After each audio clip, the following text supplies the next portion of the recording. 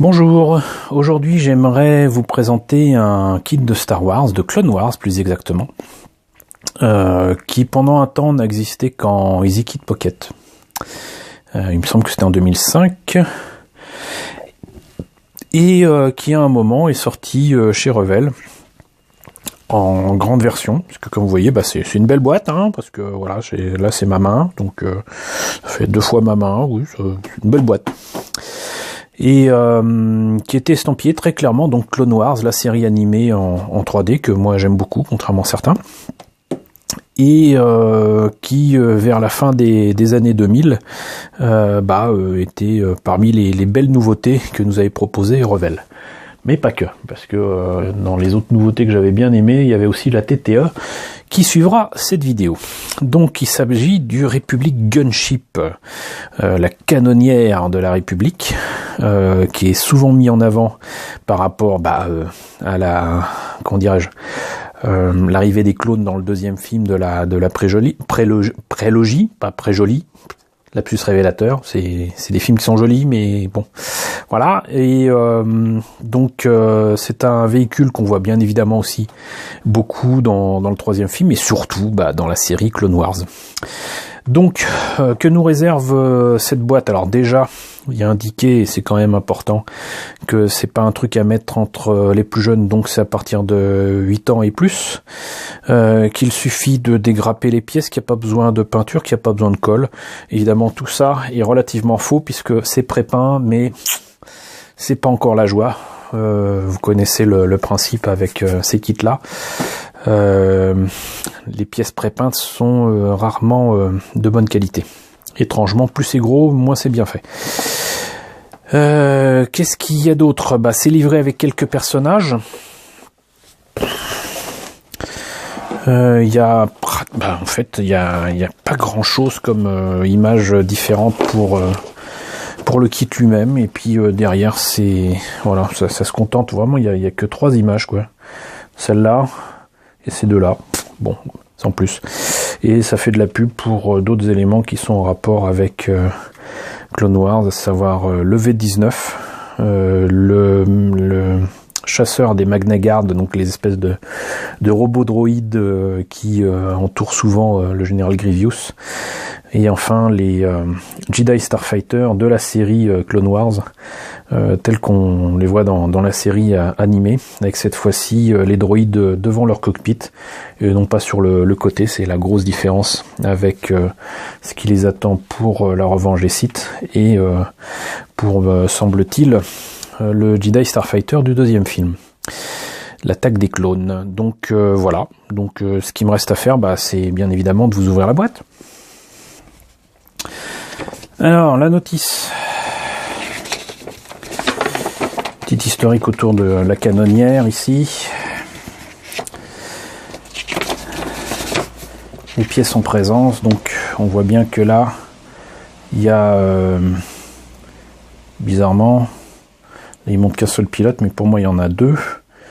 Et il doit y avoir, oui voilà, il y a 2 pilotes.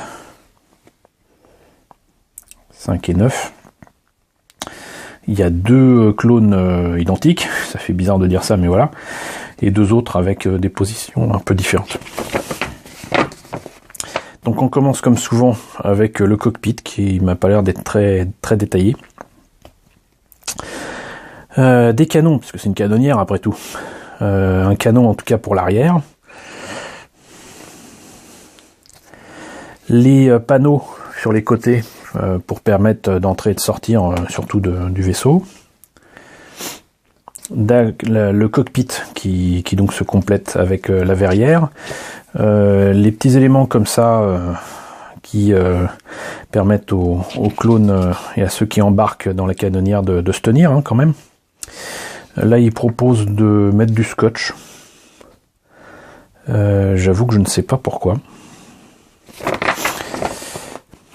Pareil ici. Et enfin, des canons pour l'avant du vaisseau. Alors, toujours des scotch proposés ici. Alors, c'est très étonnant. Je pense que je comprendrai une fois que je le montrerai, mais voilà. Les ailes. Avec, alors ça c'est très étonnant, c'est-à-dire qu'il y a ces éléments ici. Si vous regardez bien dans l'attaque des clones, la grosse différence avec la série animée, c'est que dans la série animée, il y a ça, une espèce de senseur ou quoi, mais ou d'armes. Mais dans le film, c'est carrément des vitres avec des clones à l'intérieur et des canons. Donc chaque aile a des canons. Et devant la canonnière, il y a aussi d'autres bulbes avec des canons et des clones dedans, il me semble. Hein. Donc c'est la grosse différence qu'il y a entre la série animée et le film, c'est ce détail-là sur la canonnière. Là, on a sinon les réacteurs, sinon peut-être, je sais pas, la source d'énergie du vaisseau. Le socle qui est énorme, et enfin on a complété le vaisseau, on n'a plus qu'à rajouter les petits personnages. Alors qu'est-ce que ça donne au niveau des pièces? J'aurais peut-être dû vous les ouvrir, on va le faire, tiens. Alors la seule pièce que je ne sortirai pas de son sachet pour éviter de l'abîmer, c'est la verrière. Les pièces transparentes ont effectivement besoin de... Quoique là je peux l'ouvrir en fait. Hop. Besoin d'être protégé quand même un petit peu.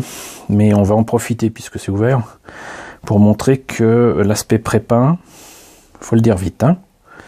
C'est-à-dire que autant les petites parties grises là ça va, mais l'espèce de brossage à sec fait à la j'en ai marre de vivre, c'est moyen. C'est même pire que moyen. Donc ça c'est pas terrible du tout. Il y a un essai donc de patine, mais on dirait que c'est fait, je sais pas. C'est clairement fait à la main, mais c'est mal fait. Donc là, ici on a les ailes, pareil, ces détails-là, là. C'est peint là, j'en ai marre de vivre. Le pochoir pour les bandes rouges, visiblement il a été mis un peu rapidement parce que les bornes sont pas nettes. Pareil ici. Donc c'est entièrement à refaire. On va continuer avec cette même logique. Regardez-moi ça, quoi. On badigeonne le pinceau avec de la peinture et vas-y. C'est moche. Pas les pièces, hein, la peinture. Même au niveau du socle, là ça ressemble certainement au sol de Geonosis, où ça passe l'attaque des clones, j'imagine, et puis à un moment ça se repasse sur Geonosis dans Clone Wars, donc ça correspond certainement. Et là on a les sièges, bah même les sièges là c'est quand même pas trop mal peint. Mais là, bof. Même réflexion ici. Hein, on va pas faire ça sur toutes les grappes, quoique si, peut-être. C'est assez limité, quoi. Alors que là, par exemple, là, c'est pas mal. Je sais pas ce qu'il aura pris. Et là, ça se passe de commentaires, quoi. Qu'est-ce que c'est que ça? Qu'est-ce que c'est que ça? Et pile poil à l'endroit où il y a des petits détails intéressants ici et là, comme les cockpit eject ou je ne sais quoi. Là, il y a un petit machin. Là, il y a le logo de la République. C'est l'endroit où il fallait pas faire ce genre de choses. Et voilà, c'est supposé de quoi? Un tir d'impact. Là, c'est carrément tombé. Là, pareil, ils ont fait exprès.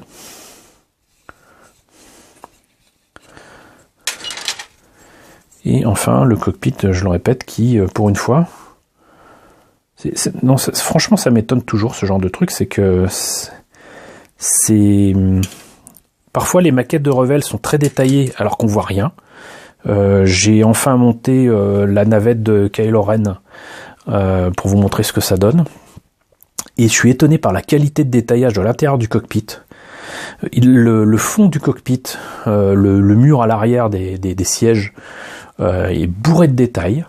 Et on voit rien parce que la partie transparente, non seulement elle aurait été rouge de toute façon, mais en plus la partie transparente est peinte en peinture opaque, rouge.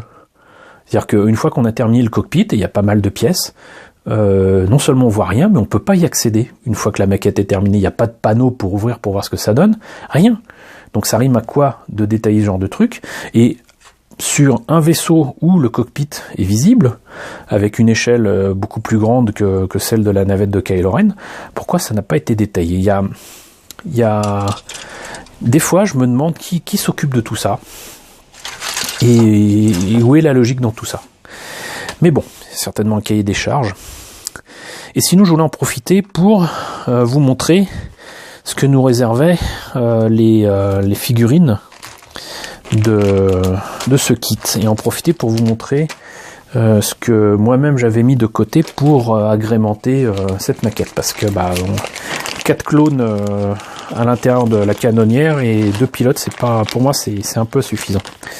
Alors déjà, précisons-le, déjà avoir des pilotes et des clones combattants dans cette maquette là, on va pas se plaindre, parce que déjà le kit de Easy Kit Pocket de Revell n'est pas fourni du tout en figurine. Bon, faut dire que la maquette est tellement petite que il serait quand même assez difficile de distinguer quoi que ce soit, donc c'est plutôt des taches de peinture qu'autre chose. Mais comme le machin là il est ouvert, ils auraient pu faire quand même un petit effort, et donc je suis assez content quand même qu'il y ait, rappelons-le, contrairement au réveil de la force, au moins des petits pilotes dans le cockpit de la canonnière. On va y arriver. Voilà. Et des clones qui posent à l'intérieur de l'engin, même si c'est loin d'être un escadron. Il y en a au moins 4.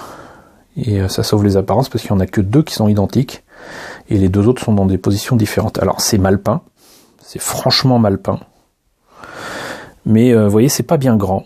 Je dirais que ça s'approche du 1,72.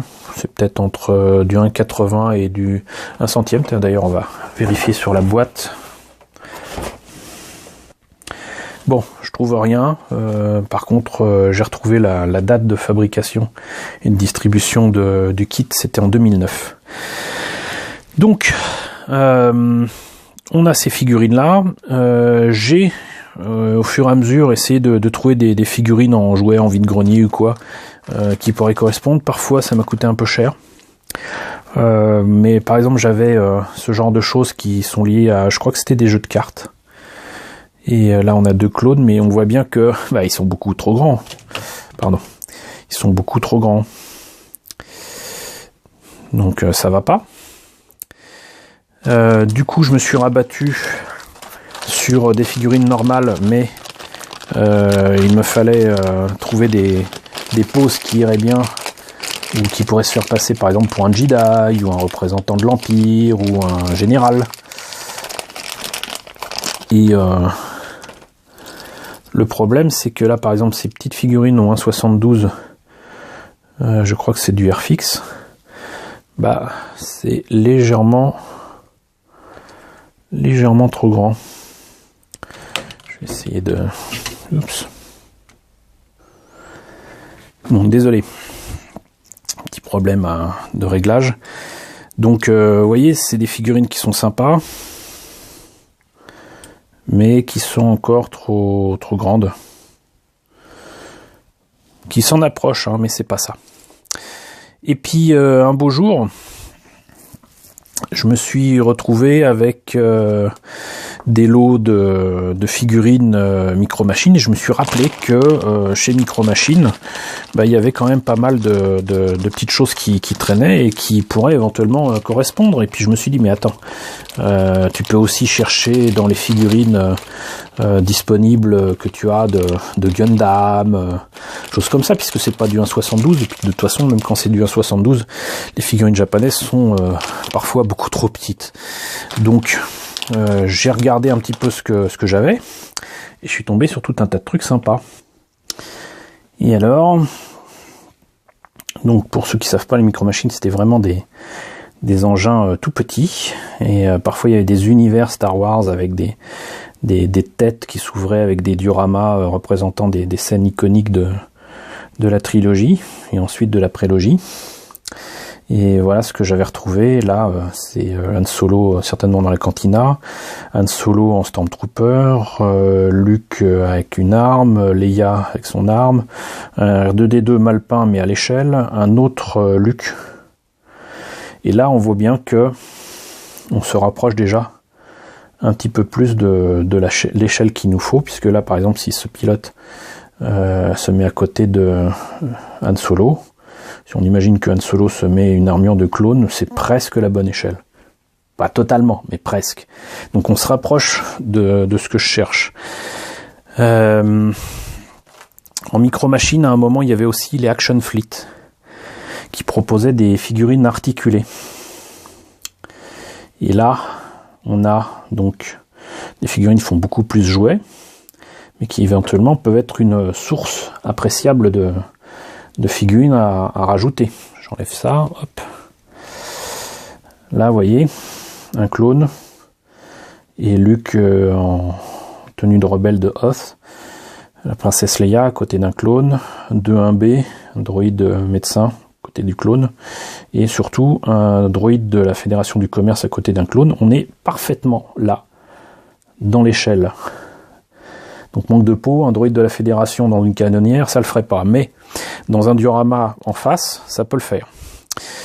D'autres sources aussi auraient été éventuellement les figurines, notamment que j'avais dans le palais de Jabba ici par exemple, ou Ola, qui est l'esclave de Jabba qui finit dans la bouche du Rancor. Elle est moche, mais elle est à la bonne échelle, à la bonne taille, vraiment.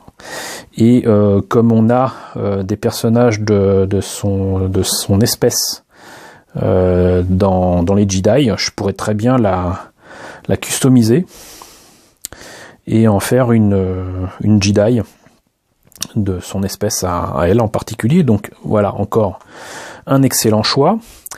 Pour autant, je suis tombé aussi sur des figurines, encore une fois, qui, d'ailleurs je crois que c'est des figurines Atlantiques, qui sont supposées être en 1,72, mais regardez cette magnificence, c'est tout petit, hein. Pour moi c'est beaucoup plus petit que du 1,72. On va essayer de... Voilà. Alors ça c'est des personnages, donc il n'y a que les bustes, parce qu'ils sont en fait dans des canoës. Je vais les mettre là, pour que vous voyez bien que c'est à peu près la même. Ici, c'est très clairement un gars qui est sur une moto ou un véhicule quelconque. On est presque... On va comparer ici. Là on y est, hein, pratiquement.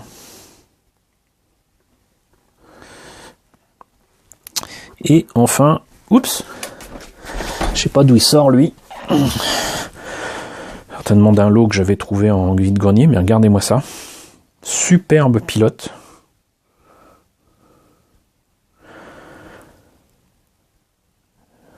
Et si je le mets à côté d'un clone, c'est parfait. Ça, c'est juste parfait. Par contre, ça demande des modifications, mais là on a des figurines qui sont entre guillemets prêtes à l'emploi. Toujours pour le palais de Jabba, j'ai un petit R2 qui ressemble à rien, mais qui éventuellement pourrait être utilisé. Là j'ai encore une figurine atlantique plutôt cow-boy qui pourrait faire type Han Solo. C'est également, à mon avis, la bonne échelle.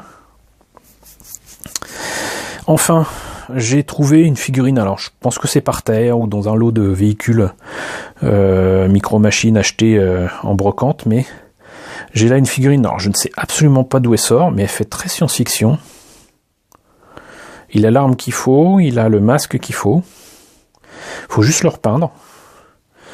Et là, on peut quand même clairement dire que c'est le jackpot. Si je modifie ou si je trouve un moyen de justifier son apparition dans une canonnière de clones. Et pour finir, parce que j'ai quantité d'autres figurines qui viennent de tous les horizons, j'ai même des petites figurines je crois qui viennent de Zoïd. Là j'ai des figurines qui sont supposées être en 1,72 mais qui sont clairement du 1,87 parce que c'est du HO que j'avais eu avec des tanks il y a plus de presque 40 ans. Là c'est des figurines qui sont 1,60 et regardez-moi ça. ben, c'est plus petit qu'un clone. C'était supposé avec des voitures ou un 60 genre majorette, mais ouais, c'était pour des circuits de course. Bah, ce personnage-là, je vois pas comment je pourrais le modifier, mais il pourrait aller à cette échelle-là. Et donc on pourrait continuer comme ça longtemps. Mais ce qu'il faut retenir, c'est que au final, même si j'ai toutes ces options, je suis tombé sur ceci. Et là, youpi. Youpi, parce que ces figurines-là sont en fait des droïdes de la Fédération du Commerce.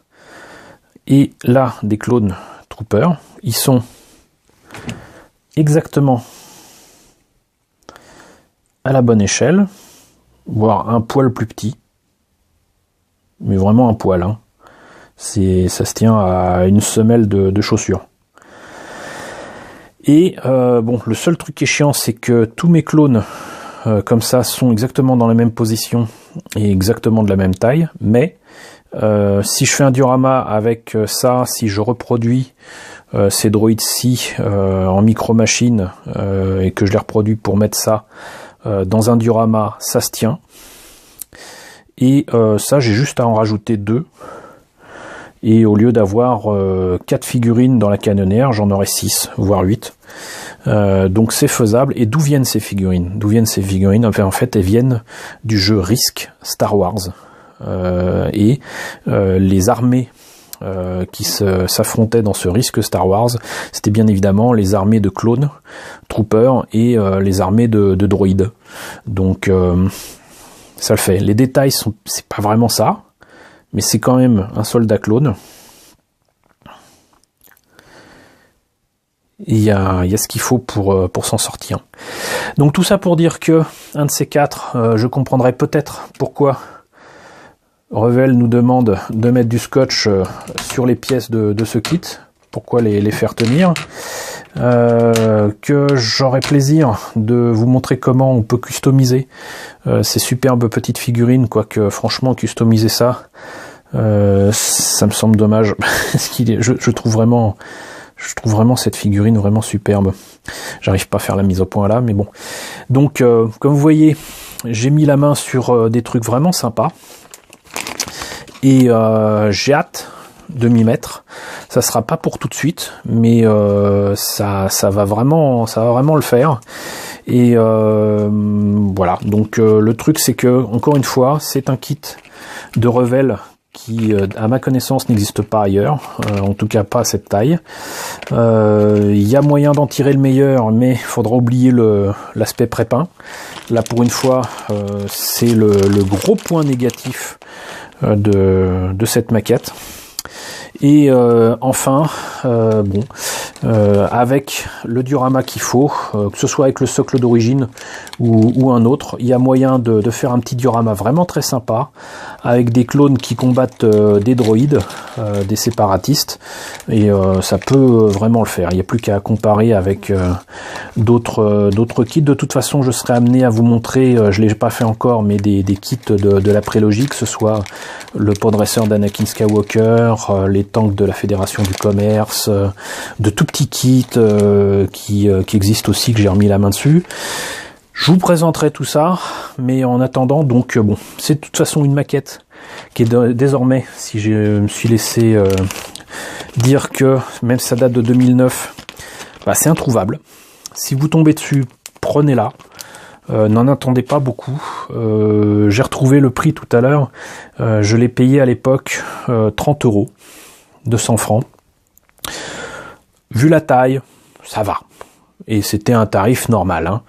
Donc si vous tombez dessus, n'hésitez pas à le prendre. Sinon, il y aura beaucoup de modifications à faire dessus. On reviendra de toute façon sur ce genre de maquette et je vais vous présenter plus tard un autre kit de la même collection qui a à peu près les mêmes symptômes. Voilà, sinon donc j'espère que cette présentation vous a intéressé. N'hésitez pas à me dire ce qu'il en est dans la section commentaires, allez-y. N'hésitez pas à liker, n'hésitez pas à partager, n'hésitez pas à vous abonner si ce n'est pas déjà le cas. Je vous retrouve donc très bientôt pour la présentation de la TTE de Clone Wars.